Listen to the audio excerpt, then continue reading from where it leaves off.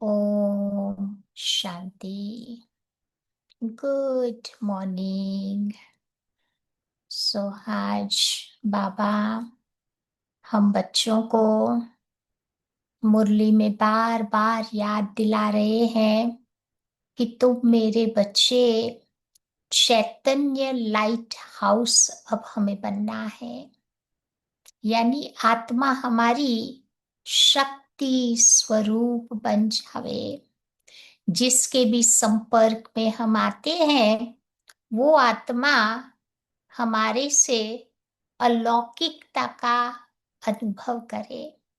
अभी तो कहते हैं कि ब्रह्मा कुमारियों का ज्ञान अच्छा है, सबको सुनना चाहिए, लेकिन खुद सुन करके अच्छा नहीं बनते हैं। तो इसीलिए बाबा कहते लाइट हाउस की स्टेज, व्हाइट हाउस की स्टेज वो है मास्टर सर्वशक्तिवान की स्टेज। जिस स्टेज पर बाबा कहते सब आत्माएं आपके आगे परवाने के समान चक्कर लगाएंगे। अभी तो हमें उनको ढूंढने जाना पड़ता है, परंतु वो समय भी आएगा, वो आत्मा अपने आप हमें ढूंढती हुई आएगी। जी हजूर, कोई सेवा बताओ। अपने आप वो आत्माएं हमें पूछेगी।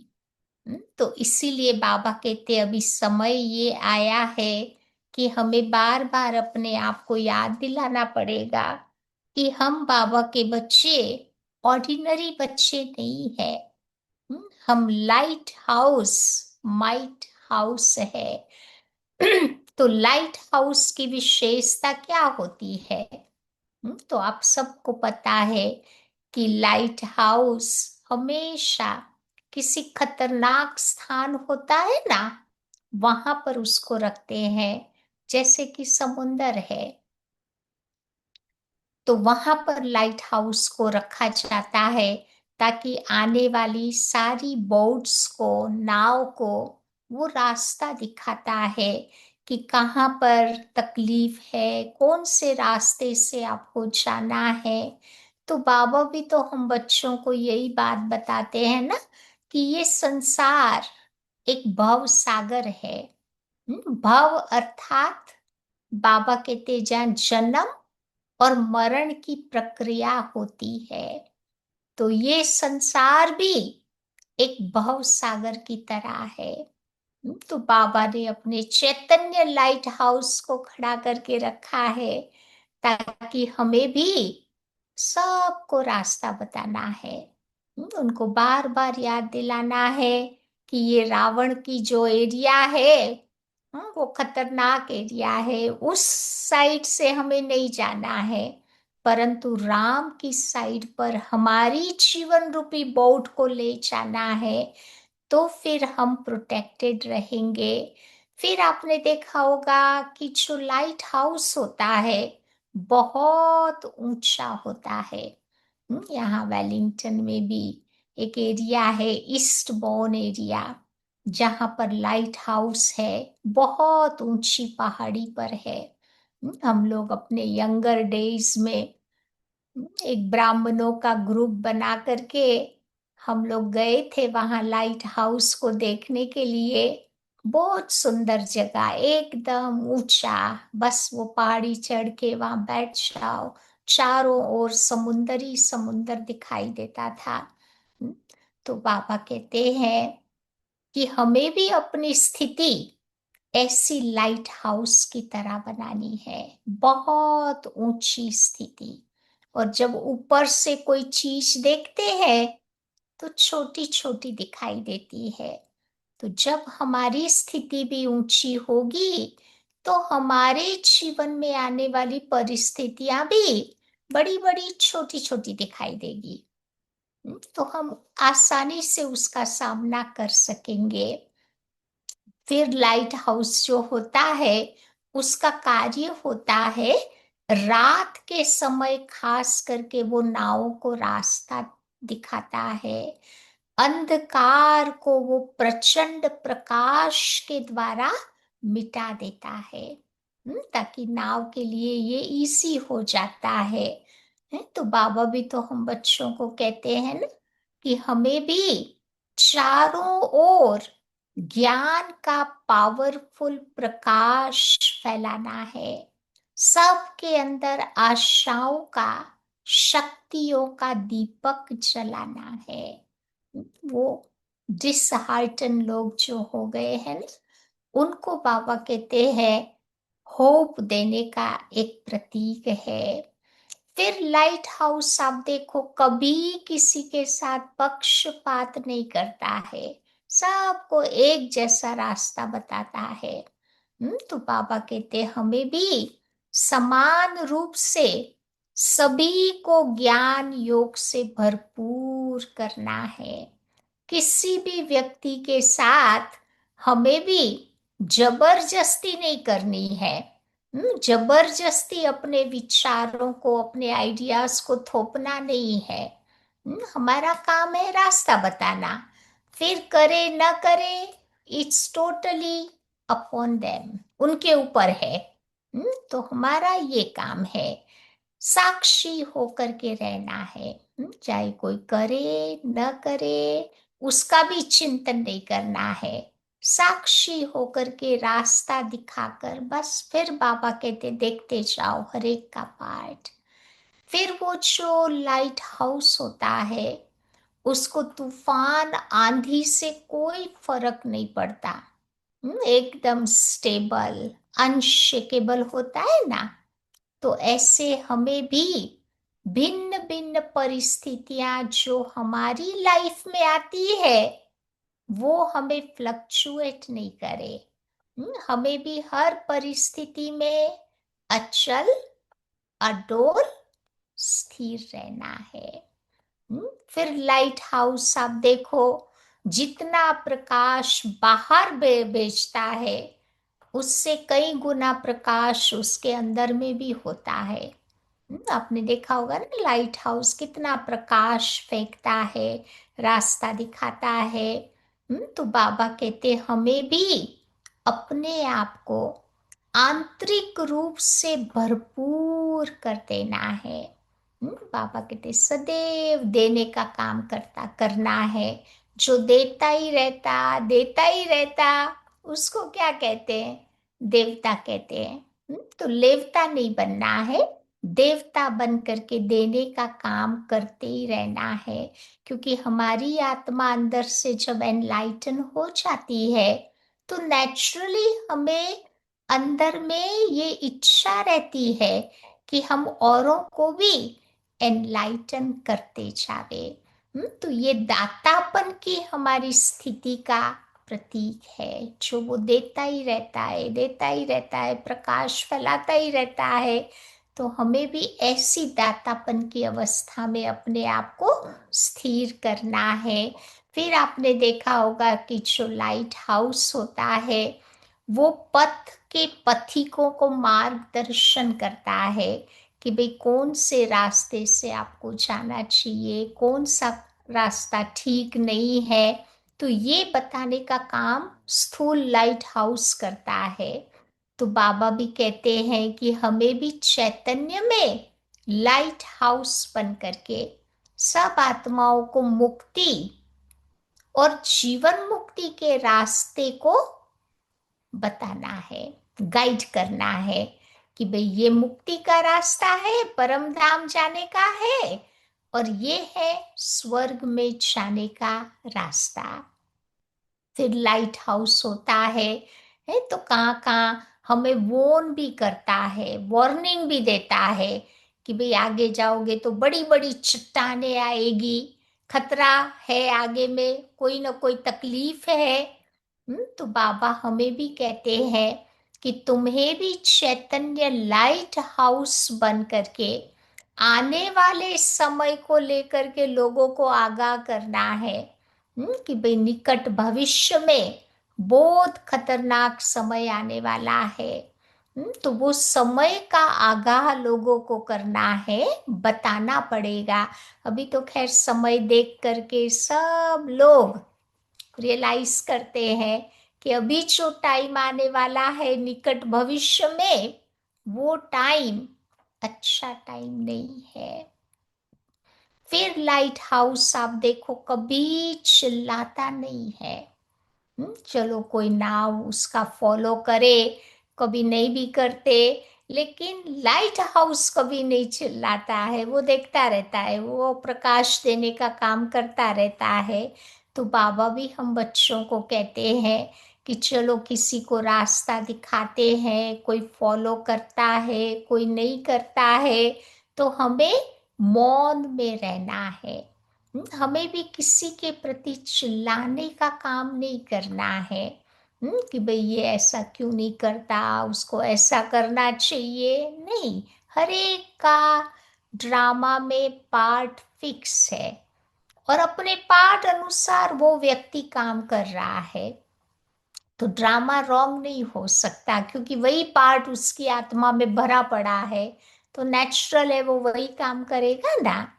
फिर आप देखो लाइट हाउस का प्रयोग रात के समय में होता है, दिन में नहीं। दिन में तो दिखाई देता है रास्ता, तो रात के टाइम पर ही उसका प्रयोग होता है।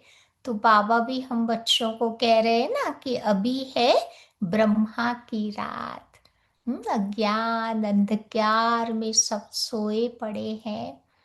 तो ये अज्ञान रूपी अंधकार की जब रात होती है, तब बाबा के ये चैतन्य लाइट हाउस आकर के सबको रास्ता बताकर अपने ठिकाने पर वो पहुंचा देते हैं। तो आज बाबा थ्रू आउट मुरली में नशा चढ़ा रहे हैं कि अपने को ऐसा चैतन्य लाइट हाउस माइट हाउस समझ करके चलते चलना है। तो आज की है बाबा की 11 तारीख की मुरली। बाबा कहते मीठे बच्चे, अभी तुम्हें बेहद की पवित्रता को धारण करना है। बेहद की पवित्रता अर्थात एक बाप के सिवाय और कोई याद न आवे। आज का प्रश्न है, बाप से वर्षा लेने के पहले का पुरुषार्थ और उसके बाद की स्थिति में क्या अंतर होता है?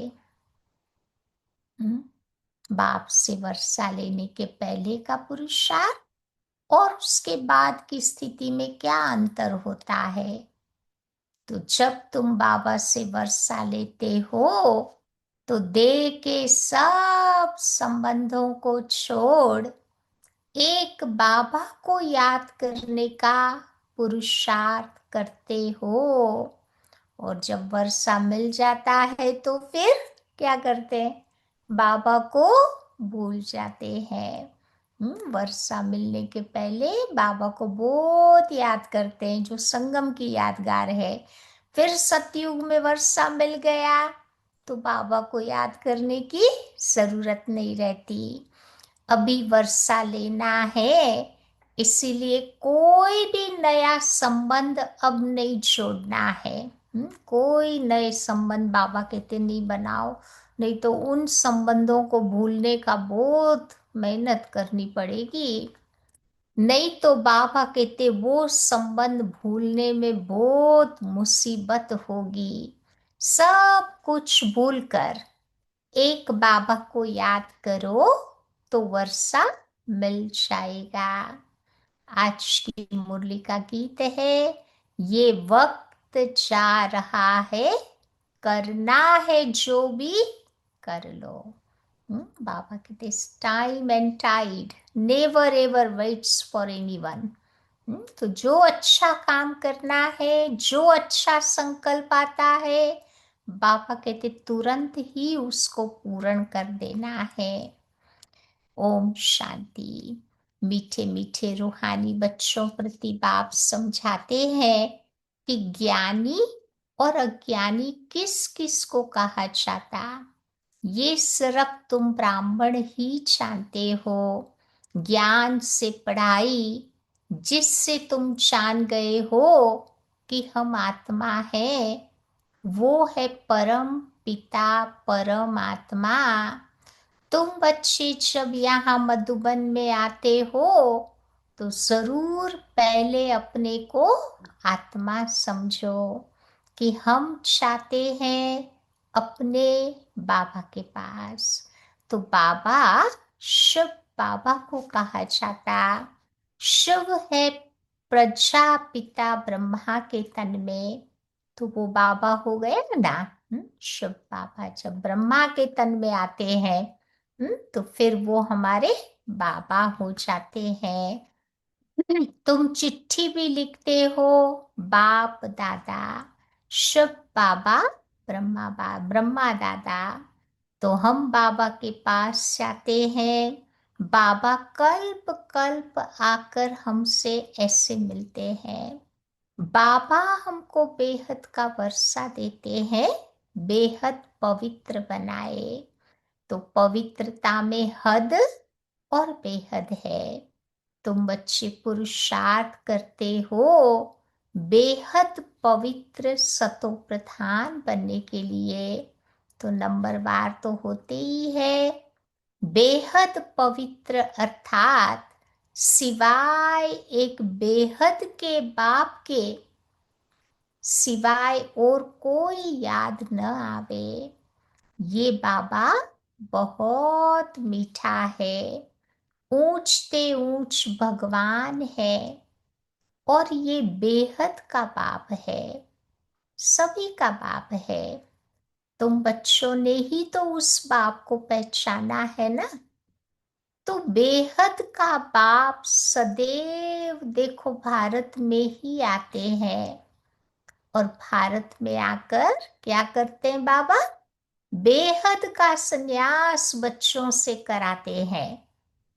देह देह की दुनिया सब कुछ कैसे भूले, ये बाबा सिखाता है, जिसको कहते हैं बेहद का संन्यास, बेहद का वैराग्य। खुद भी कहते रहते हैं, कोई मरते हैं तो कहते हैं ना स्वर्गवासी हुआ। तो पहले जरूर नर्क में था ना, नर्क से ही तो स्वर्ग में गया ना। तो अभी तुम बच्चे समझते हो ये जो कहते हैं वो भी रॉन्ग है। बाबा तुम बच्चों को राइट बात बताते हैं। किस लिए बताते हैं? स्वर्गवासी बनने के लिए। तो अब भी तुम्हें पुरुषार्थ करना होता है, और स्वर्गवासी बनने के लिए भी सिवाय बाप के और कोई तुम्हें पुरुषार्थ करा न सके। तो तुम बच्चे अभी पुरुषार्थ कर रहे हो। कौन सा पुरुषार्थ कर रहे हैं? 21 जन्मों के लिए स्वर्गवासी बनने का। और बनाने वाला है बाबा। उनको कहा ही जाता है, बाबा का दूसरा नाम भी है ना, हेवनली गॉड फादर। वो खुद आकर के कहते हैं कि बच्चों, हम पहले तुमको शांति धाम ले जाऊंगा, क्योंकि बाबा मालिक है ना। शांति धाम जाकर फिर आएंगे सुख धाम में पार्ट बचाने के लिए। तो हम शांति धाम जाएंगे, तो सब धर्म वाले शांति धाम जाएंगे। तो बुद्धि में ये सारा ड्रामा का चक्र तुम्हें याद रखना है। हम सब जाएंगे पहले अपने शांति धाम, फिर हम ही पहले पहले आकर बाबा से वर्षा पाते। अब जिससे वर्षा पाना होता है उनको याद जरूर करना है। बच्चे भी जानते हैं कि वर्षा मिल जाएगा तो फिर बाबा की याद भूल जाएगी। तो वर्षा तो बहुत सहज रीति से मिलता है। बाबा कहते हैं कि मीठे बच्चों, तुम्हारे में जो भी देह के संबंध है उसे भूलते जाओ। अभी कोई नया संबंध तुम्हें नहीं जोड़ना है। अगर कोई भी संबंध जोड़ेंगे तो फिर उसे भूलना पड़ेगा।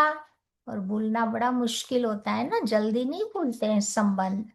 समझो बच्चा व बच्ची पैदा हुए तो बड़ी मुसीबत हो जाती, एक्स्ट्रा याद बढ़ गई ना। एक नया व्यक्ति कोई आता है घर में, या तो फिर वो याद तो बढ़ जाती है ना। तो बाबा तो कहते हैं कि बच्चे सबको भूलकर अब एक बाबा को ही याद करो। क्योंकि अभी बहुत लंबा हमें नहीं रहना है। अब वापस घर जाने का समय आ गया है। इसलिए बाबा कहते समेटने की शक्ति धारण करके सबको भूलने का पुरुषार्थ करना है। वही हमारा माता पिता टीचर आदि सब कुछ है। एक बाप के बच्चे हम सब भाई बहन हैं। ये चाचा मामा आदि का कोई संबंध नहीं है। ये एक ही समय है जबकि एक ही संबंध रहता है। वो है भाई बहन का संबंध। बाबा के बच्चे, एक बाप के बच्चे हम सब हो गए भाई बहन। ब्रह्मा के बच्चे शिव बाबा के बच्चे भी हो तो पोतरे पोतरियां भी हो। ये पक्का बुद्धि में याद आता है। नंबरवार पुरुषार्थ अनुसार। तो स्वदर्शन चक्रधारी भी तुम बच्चे चलते फिरते बनते हो। तुम बच्चे इस समय कहलाते हो। बहुत अच्छा टाइटल दिया ना बाबा ने, सुना ना सवेरे सवेरे। तो तुम बच्चे इस समय कहलाते हो चैतन्य लाइट हाउस। तुम्हारी एक आंख में मुक्ति धाम है और दूसरी आंख में जीवन मुक्ति धाम है। वो लाइट हाउस जड़ होते हैं, मुनि होते हैं, एक ही जगह पे स्थिर होते हैं। लेकिन तुम मेरे बच्चे हो चैतन्य लाइट हाउस, कहाँ पर भी जा सकते हो। तुम्हें ज्ञान का तीसरा नेत्र मिला है। तुम ज्ञानवान बन करके सबको रास्ता दिखाते हो। तो अभी बाबा तुम्हें पढ़ा रहे हैं। तुम जानते हो ये दुख धाम है। हम अभी संगम पर है। बाकी सारी दुनिया कलयुग में है। जिनके पास ज्ञान नहीं है, वो सब समझते हैं ना कि अभी तो हम कलयुग में बैठे हुए हैं। हम अभी संगम पर है। तो संगम पर बाप बैठ बच्चों के साथ बातें करते हैं। और बच्चे भी तो यहाँ आते हैं ना। कोई कोई लिखते हैं कि बाबा हम फलाने फलाने को ले आवे, अच्छा है गुण उठाएगा, शायद तीर लग जावे। तो बाबा को भी फिर रहम पड़ता है, हो सकता है किसी का कल्याण हो जावे। तुम बच्चे जानते हो ये है तुम्हारा पुरुषोत्तम संगम युग। इस समय ही तुम बनते हो, क्या बनते हैं, पुरुषोत्तम। कलयुग में सब है कनिष्ठ पुरुष। जो उत्तम पुरुष लक्ष्मी नारायण को नमन करते हैं। सतयुग में कोई भी किसी को नमन नहीं करता। वहां तो है ही नहीं पूजा, कौन किसका नमन करेगा। यहाँ की ये सब बातें बाबा कहते वहां तुम्हारी दुनिया में नहीं होती है। तो बाबा तुम बच्चों को बहुत अच्छी रीति समझाते हैं कि तुम बाबा की याद में रह करके फिर सर्विस करेंगे तो आगे चल तुमको साक्षात्कार भी होते रहेंगे। तुम कोई की भी भक्ति आदि नहीं करते हो, तुमको बाबा बैठ सिर्फ पढ़ाते हैं। तो घर बैठे आप ही साक्षात्कार आदि भी होते रहते हैं। बहुतों को देखो, ब्रह्मा का साक्षात्कार होता, तो उनके साक्षात्कार के लिए कोई पुरुषार्थ नहीं करते।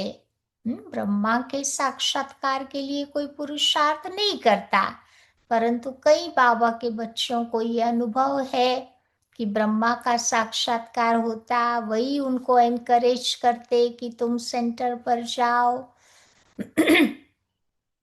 तो बाबा कहते अभी तुम्हारी भावना सबसे ऊंचते ऊंच बाप में है, तो बिगर मेहनत बाप साक्षात्कार कराते रहते हैं। शुरू शुरू में भी कितना ध्यान में जाते थे, आप ही आपस में बैठ करके ध्यान में चले जाते थे। शुरुआत, यज्ञ की शुरुआत ऐसे ही हुई ना। आप ही बैठ करके बाबा कहते ट्रांस में चले जाते थे, सतयुगी दुनिया देख करके आते थे, फिर वर्णन करते थे। तो बाबा कहते कोई भक्ति थोड़ी की, बच्चे कभी भक्ति करते हैं क्या? जैसे एक खेल हो गया कि चलो आज वैकुंठ में चले, एक दो को देखते देखते फिर ट्रांस में चले भी जाते थे। तो जो कुछ पास्ट हुआ वो फिर रिपीट करेंगे। कहते ना, आदि सो अंत। जो शुरुआत में हुआ फिर अंत में रिपीट होगा। तुम बच्चे जानते हो कि हम ही इस धर्म के थे। सतयुग में पहले पहले यही धर्म था। इसमें बहुत सुख है। अब धीरे धीरे कलाएं कम होती जाती। जो सुख नए मकान में होता, वो सुख पुराने मकान में कहाँ होता। तुम बच्चे तो खुशी में रहते हो। तुम जानते हो कि बाबा की याद धीरे धीरे पक्की ठहरेगी। हम आत्मा है, यही भूल जाता तो फिर देह भान में आ जाते, बॉडी कॉन्शियस में आ जाते। यहाँ बैठे भी हो तो भी कोशिश करके अपने को आत्मा निश्चय करो, तो बाबा की याद भी रहेगी। देह में आने से फिर देह के सब संबंध आपको याद आएंगे। ये एक लॉ है। तुम गाते भी हो ना कि मेरा तो एक शब्द बाबा, दूसरा न कोई। बाबा हम बलिहार जाएंगे।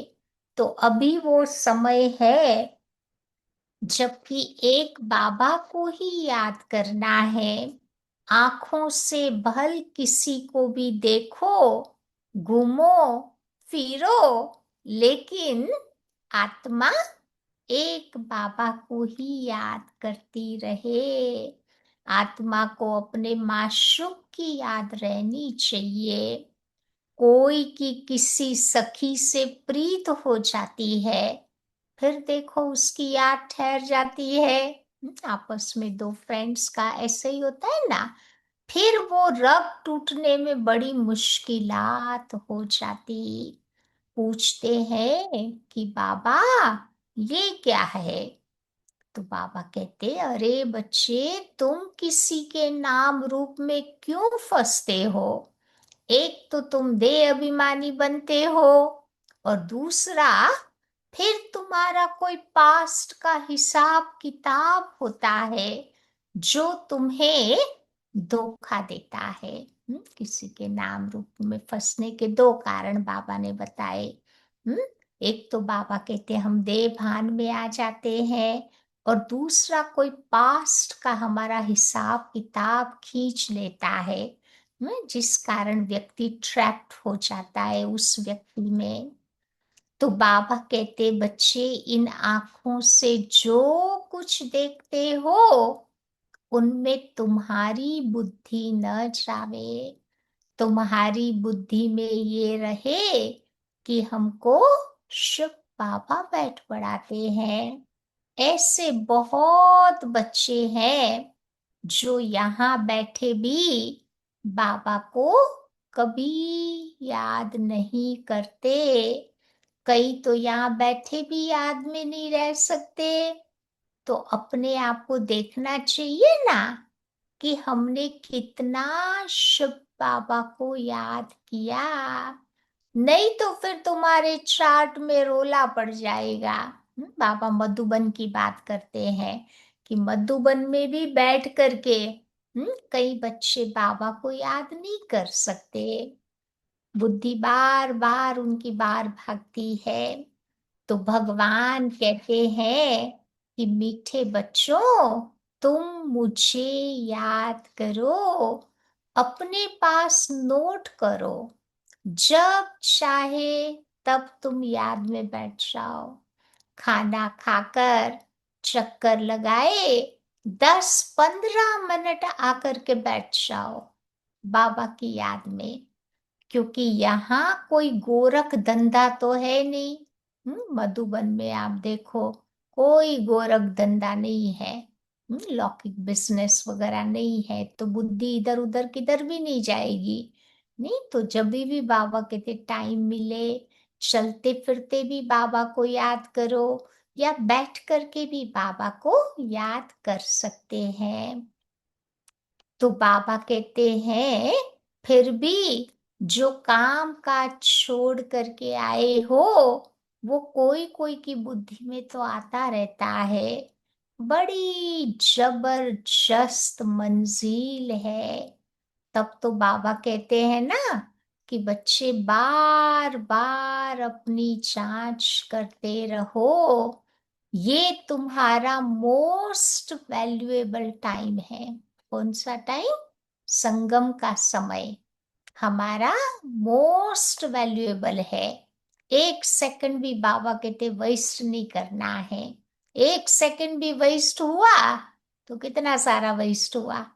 पूरे साइकिल की कंपैरिजन करो। संगम का एक एक मोमेंट वैल्यूएबल। तो बाबा कहते भक्ति मार्ग में तुमने कितना टाइम वेस्ट किया। दिन प्रतिदिन गिरते ही रहते हैं। श्री कृष्ण का दीदार हुआ, बहुत खुशी हो जाती, लेकिन मिलता तो कुछ भी नहीं ना। भक्ति मार्ग में देवी देवताओं के साक्षात्कार हो जाते हैं, लेकिन बाबा कहते क्या रिजल्ट मिला। बाघ का वर्षा तो एक ही बार मिलता है। तो अब बाबा कहते हैं कि बच्चे, तुम मेरी याद में रहो तो तुम्हारे जन्म जन्मांतर के पाप मिट जाएंगे। स्वर्ग का पासपोर्ट उन्हीं बच्चों को मिलता है। किसको स्वर्ग का पासपोर्ट मिलता है? यहाँ भी पासपोर्ट लेना होता है ना, तो कितनी कंडीशंस होती है। कितने सारे सर्टिफिकेट अप्लाई करने पड़ते हैं, कितनी सारी लंबी प्रोसीजर होती है। तो यहाँ बाबा कहते स्वर्ग का पासपोर्ट उन्हीं बच्चों को मिलता है जो बाबा की याद में रहकर अपने विकर्मों को विनाश करके कर्मातीत अवस्था को पाते हैं। नहीं तो फिर बहुत सजा खानी पड़ेगी। बाबा और भी राय देते हैं, अपने ताज व तख्त का फोटो अपने पॉकेट में रख दो तो भी बार बार उसकी याद आती रहेगी। पहले बाबा बोलते थे ना, एक अपना ब्राह्मण पोस का फोटो, एक बाबा कहते भविष्य का फोटो।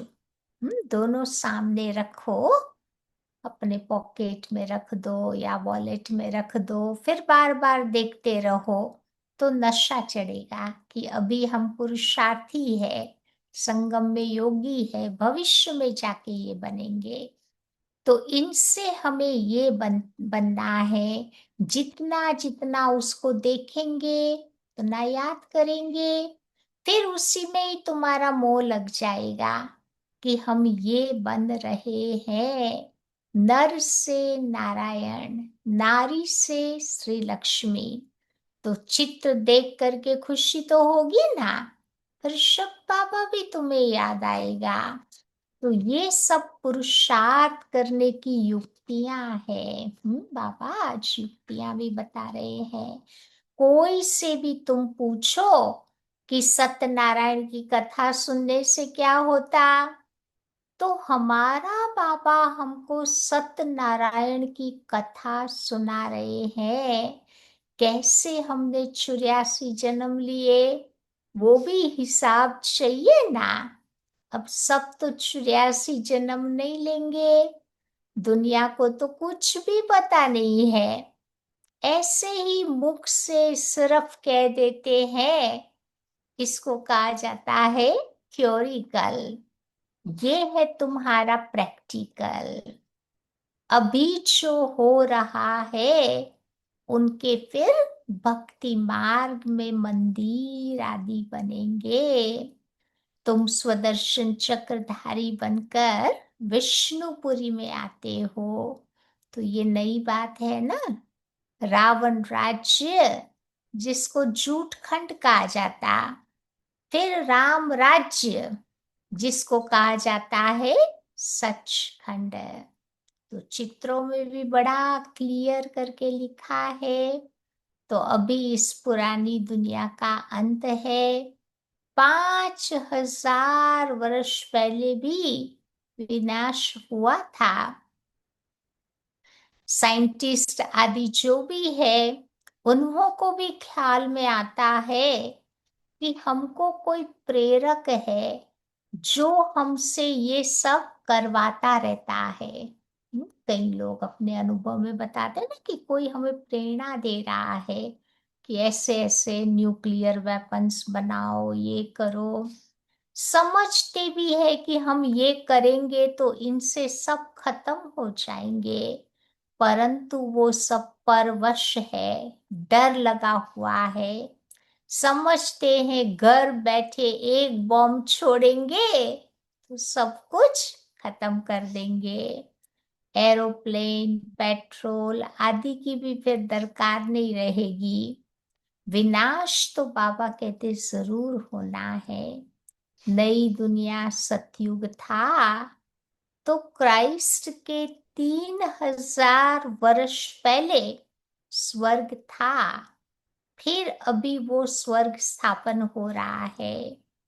आगे चल करके तुम बच्चे धीरे धीरे समझते जाएंगे।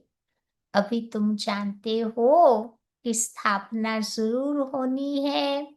इसमें तो बाबा कहते हैं पाई का भी, हाँ, इसमें तो बाबा कहते हैं पाई का भी खर्चा नहीं। ये ड्रामा चलता रहता है कल्प पहले मुआफिक। ड्रामा जरूर पुरुषार्थ कराएगा। ऐसे भी नहीं कि जो ड्रामा में होगा सो होगा। ड्रामा ड्रामा करके बैठ भी नहीं जाना है। लेकिन बाबा कहते पुरुषार्थ जरूर करना है। अब पूछते हैं कि पुरुषार्थ बड़ा या प्रारब्ध बड़ी। लोग ये बार बार प्रश्न पूछते हैं, कौन सा बड़ा, पुरुषार्थ बड़ा या प्रारब्ध।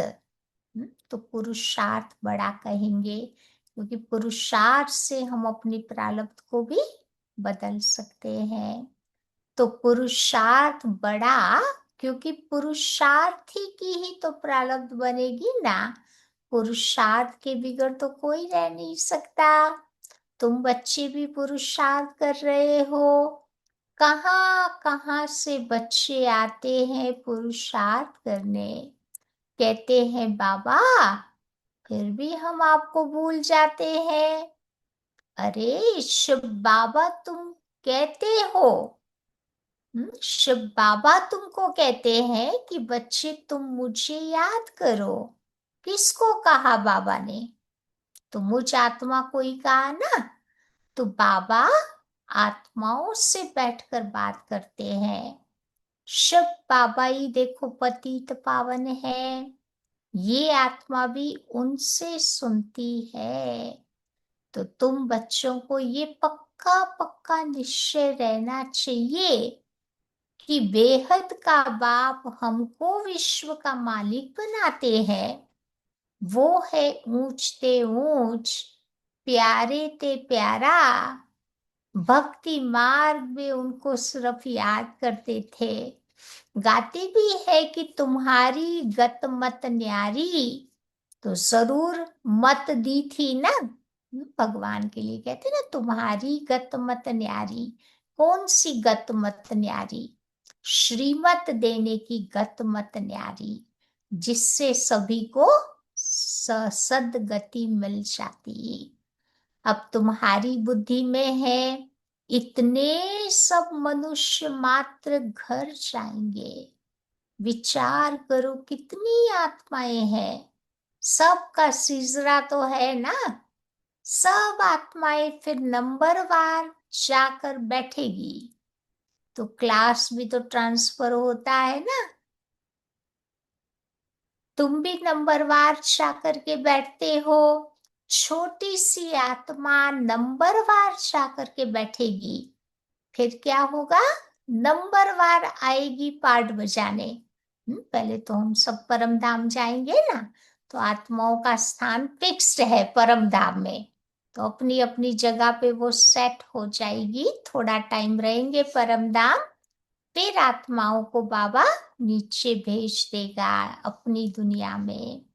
तो बाबा कहते, इतने करोड़ आत्माओं की मेरी एक माला बनी हुई है, ऊपर में मैं फूल हूं। फिर पार्ट बजाने के लिए सब यहाँ ही आए हुए हैं। तो ये ड्रामा बना हुआ है। कहा भी जाता है कि ये बना बनाया ड्रामा है। कैसे ये ड्रामा चलता है, सो तुम बच्चे ही तो जानते हो ना। तो सबको यही बताओ कि अपने को आत्मा समझ बाप को याद करो, तो तुम्हारे विकर्म विनाश हो जाएंगे। सबको रास्ता बताना ये तुम्हारा फर्ज है। काम करना हमारा फर्ज है। अच्छा करते रहो तो अच्छा फल तो है ही है।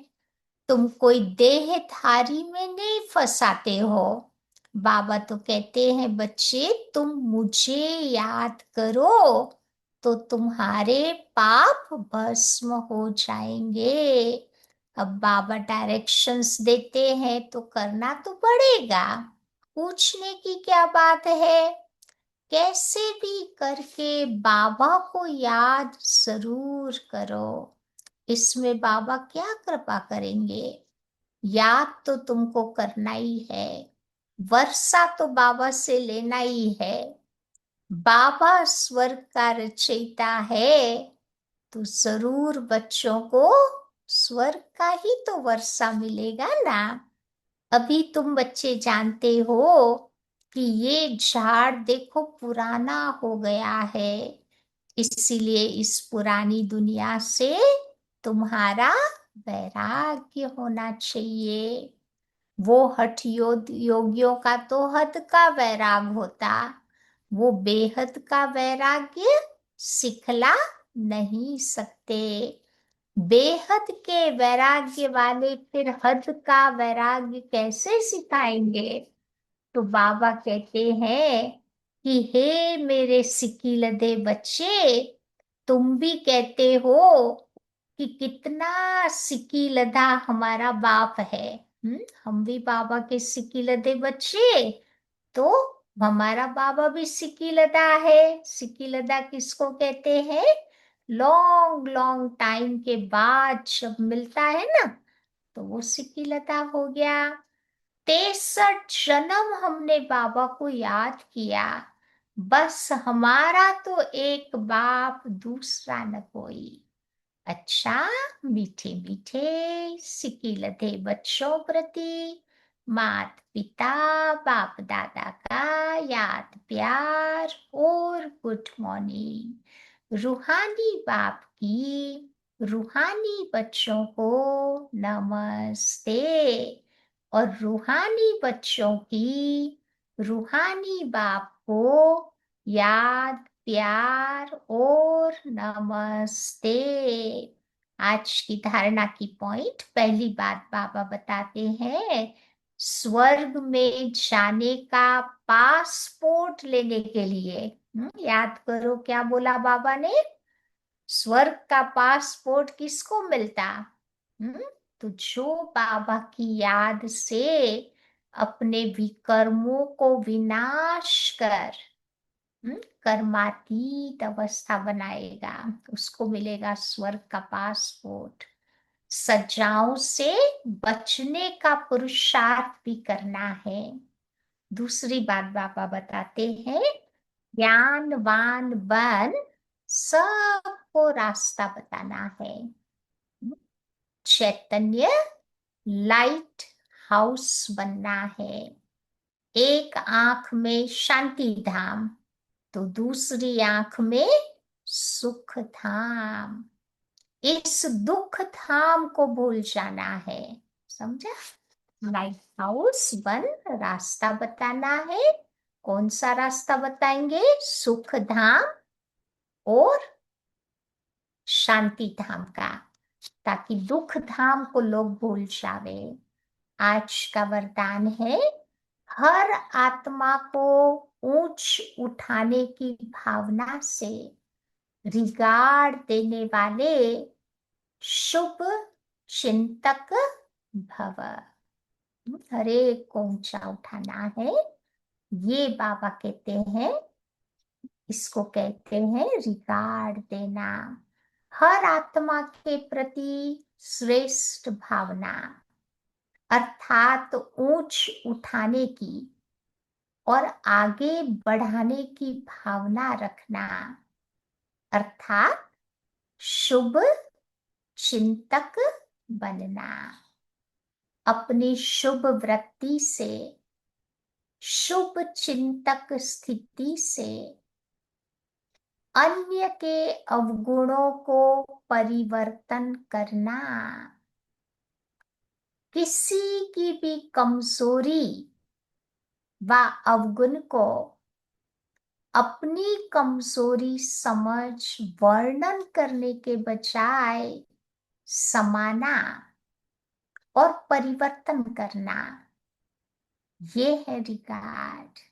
बड़ी बात को छोटा बनाना, दिल शिकस्त को शक्तिवान बनाना, उनके संग के रंग में नहीं आना, परंतु सदा उन्हें भी उमंग उत्साह में लाना, ये है रिगार्ड। ऐसे रिगार्ड देने वाले ही शुभ चिंतक है।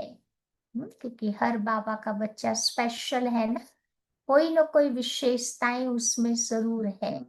तो उनकी विशेषताओं को समझकर उसे बाबा के कार्य में लगाना, आगे बढ़ाना, ये है रिगार्ड। स्लोगन, त्याग का भाग्य समाप्त करने वाला पुराना स्वभाव संस्कार है, इसीलिए इसका भी अब त्याग करो। त्याग का भाग्य समाप्त करने वाला पुराना स्वभाव संस्कार है, जो बार बार पॉपअप हो जाते हैं ना, तो बाबा कहते वो पुराने स्वभाव संस्कार का भी त्याग करो। आज का व्यक्ति इशारे की पॉइंट है, जैसे ब्रह्मा बाप एकांत प्रिय होने के कारण सदा अंतर्मुखी रहे। जो एकांत प्रिय आत्माएं होती है ना, वो अंतर्मुखी रहती है, बाहर मुखी नहीं बनती है। तो बाबा कहते हैं मैं आत्मा हूं, मैं आत्मा हूं। ये पाठ बाबा ने पक्का किया, जिस कारण वे स्वयं भी सदा शांति और सुख के सागर में समाये हुए रहे, और अन्य आत्माओं को भी अपने शुभ संकल्प, शुद्ध संकल्प और वाइब्रेशंस के द्वारा, वृत्ति और बोल द्वारा संपर्क द्वारा शांति की व सुख की अनुभूति कराते रहे, ऐसे फॉलो फादर करो। समझा? तो ऐसा एकांत प्रिय अंतर्मुखी रहेंगे तो बाबा कहते हैं खुद सुख शांति के सागर में समाये हुए रहेंगे, और जो भी आत्माएं हमारे कांटेक्ट में आएगी उन्हें हम अपने संकल्प, वाइब्रेशंस, बोल के द्वारा वो सुख की अनुभूति करा सकेंगे। तो ऐसा फॉलो फादर करना है। तो आज सारा दिन अपने आप को याद रख करके क्या याद दिलाएंगे कि हम है चैतन्य लाइट हाउस, माइट हाउस। जो भी आज मिले ना रास्ते में, थोड़ा कुछ बाबा का ज्ञान सुनाते रहना, थोड़ा कुछ उनको भी रास्ता बताते रहेंगे। ठीक है? तो आज की सुमान की पॉइंट हो गई, हम है चैतन्य लाइट हाउस, माइट हाउस। ठीक, तो ये थी बाबा की मुरली।